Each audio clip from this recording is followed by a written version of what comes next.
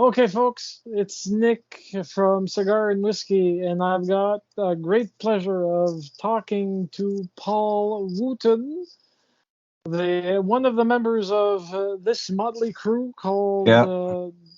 Lowdown Dirty Mojos, and their newest album, which came out in August, is called Down and Dirty. It's got 10 lovely tracks, which I had the pleasure of actually listening to again prior to sitting down with Paul. So, Paul, I know that the information that I managed to gather on your band says that you're five veteran musicians that finally got together. Um, how did you guys actually get together? Okay. What really happened was Steve, the guitar player, and I, Mhm. we've been working together for a long time on a few projects, and we were in he has a recording studio. That's where the album was recorded in Dundas, Ontario. And we were actually in a recording session. Took a break from it, and Steve threw up some YouTube videos, and then one of the first things that came up was Muddy Waters doing "Got My Mojo" working live, like 1966, something like that, out of the UK. And everyone just stopped and like watched the video and thought it was great. And Steve and I looked at each other and said, this is the kind of thing we should be doing. So that was in late in 2018. So at that point, that's when we started putting the band together. And originally, it was on our first album, which is called Screamin' Hoodoos. We have 13 different musicians on the album because we used everybody that we knew, different friends, people from bands like Junkhouse, Simply Saucer, from guys that played with King Biscuit Boy and the Shakers. And like I said, there's different backing vocalists. And it wasn't until after we actually recorded the album and released it that we put together an actual um, live band in 2018. So, and since then we've had a couple of lineup changes, and we've arrived with this great rhythm section, two great instrumentalists and keyboards and guitar, and I do a lot of the songwriting, and that's how we got together. Okay, and how did you guys come up with the name? Well, we were trying to find something. I don't know if you ever tried to work on a band name, but when you start coming up with names, you go things You go through 1,000 names before you go, that's it. that exactly. So we had pages and pages of names, and we were basically, after we come up with all the names, we'd sit down on the computer and run them to see what was coming up. And that was one of the few names that came up that we liked, that related ourselves to Muddy Waters, basically, about to Got My Mojo working kind of thing.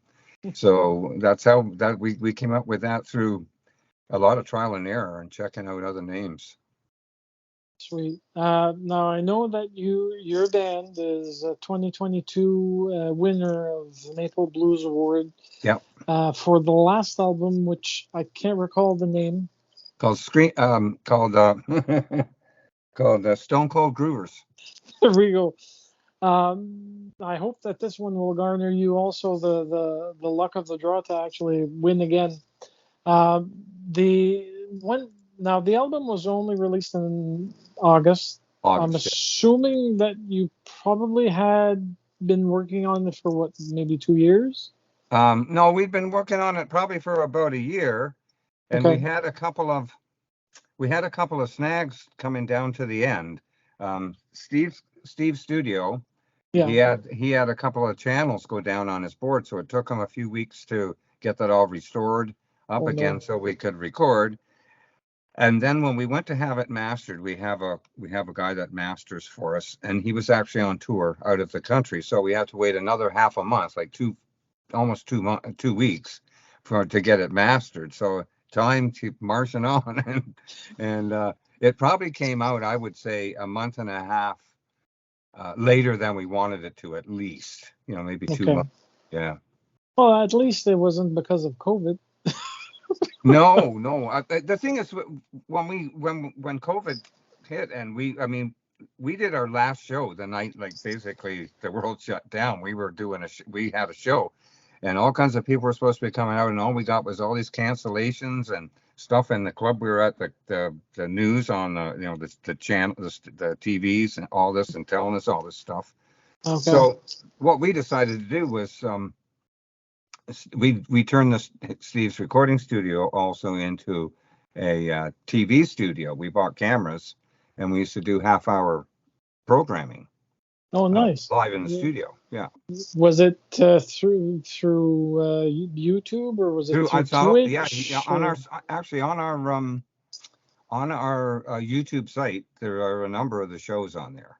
Oh, nice. Yeah, they're about a half an hour, 6 or 8 songs, and we also did stuff like people that were kind of like helping us out and promoting us. We were doing ads for them on the show to listen to their program.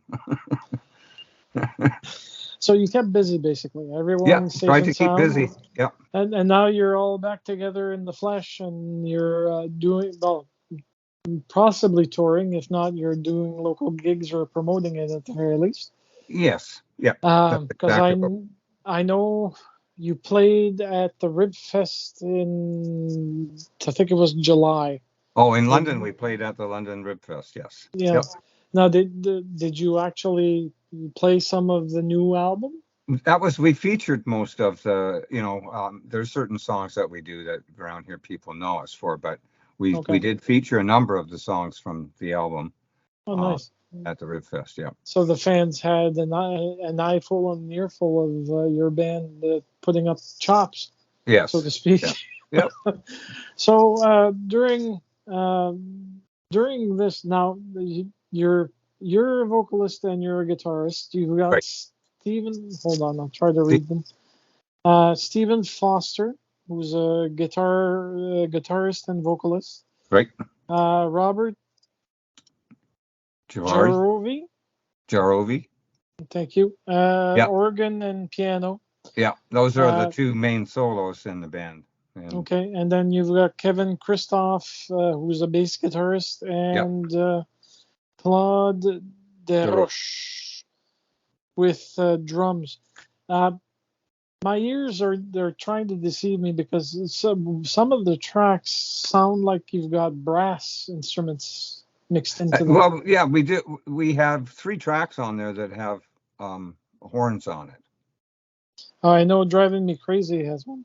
Yeah. Or Driving Me Insane. Driving Me Insane and True Love, the very title cut, and a song called Fine, Fine, Fine.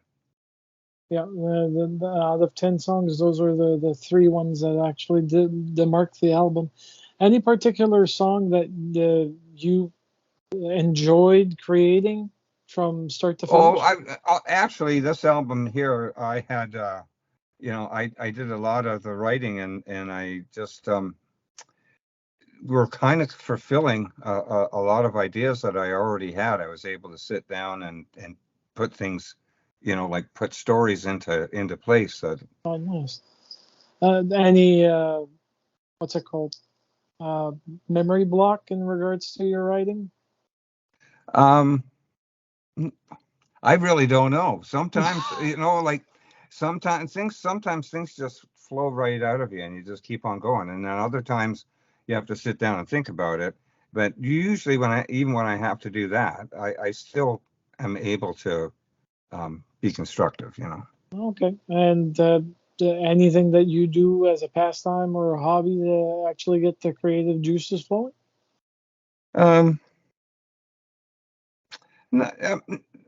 Well, I mean, my background is in art and working in like the screen printing business and promotional advertising, linear art, that type of thing. Oh, nice. So you're already steeped into it. Well, I'm the guy that usually puts all like the cover and the album and all that kind of stuff together. And Steve, my partner, is the guy that he's a recording whiz, and he's able to, get the sounds down. So between the two of us, we can cover most of the bases as far as, getting the product to market. Okay. Now, being a human being and being the fact that you're a musician, you're a singer, you're a songwriter, in your off time from the music industry, do you have a hobby that you like to partake of? Uh, I probably, if anything, reading and learning about, like I just spent a couple years doing all kinds of reading about Egypt and Egyptology and, all the 5,000 years of civilization there. That I get onto things and I kind of like consume them and then I look for something else. Oh, nice. The album is fantastic, by the way. Thank you very much. It flows very, very smoothly. It goes well with a small shot of whiskey. It does. Um, but the last question I have is very, very off the wall. I've been asking everyone the same question, All right. and it's basically, what's your favorite dish? Food. Food-wise, yes. I would say my favorite dish at the moment is from a place just down the street from us here called Chicago Pizza. It's chicken Alfredo. Oh, but I've tried it once. If it's made well, it tastes delicious. Yeah, absolutely. Well, folks, this was a small interview with Paul, but he said a lot of the details. Paul, where can we find your album? It's available worldwide digital. I know you do a lot of digital. By the way, I like that the way your set list is with Skype or with Spotify. So everybody on your you can go directly to their site and listen to the rest of their stuff. I think that's really bright. Yeah, the only time it doesn't work well is if the music isn't on Spotify. If Right. I can't do it digitally, but I've got a spreadsheet that I just fill in the blanks that Spotify can't do on the playlist. Thank you for that, by the way. Yeah. But it's available on all digital download sites. And it's also available on CD right now. It's just around this part of Ontario, although you can order it directly from us on our website, which is Lowdown Dirty Mojos .com. Any vinyl available for those that want not vinyl? on no. Our first album is on vinyl, but we found that we were selling CDs 10 to 1. Okay. So we just put it on CD, and if we happen to be able to get picked up by somebody, maybe it'll come out on a vinyl version. Yeah, vinyl is more expensive. The folks, for those that don't know, it's. I'm trying to remember the figure. Somebody told me it's about $10,000 to get the master done, and then for each bank of vinyl, it's hundreds of dollars more, all depending on how much you're reproducing. Plus, you've got to have it shipped, and then you end up having to pack that and bring it with you, and it takes up space, and it can get scratched and broken, and it's fun, but it's the caring from. I know that a lot of bands do that, and we would like to see it on vinyl, but it's not. I mean, the market that we're in is just blues and rhythm and blues. The main contender in the market is a CD. Yeah. That's true mostly, and some do go back to vinyl, but it's usually after they release the CD project and the digital project first. Yeah, I have a turntable and the albums are like right beside me here. There we go. So Paul, thank you so much for taking time from your busy day to actually do this interview. It was refreshing. Well, thanks for having me. And give us some plays. Oh, we will. No worries there.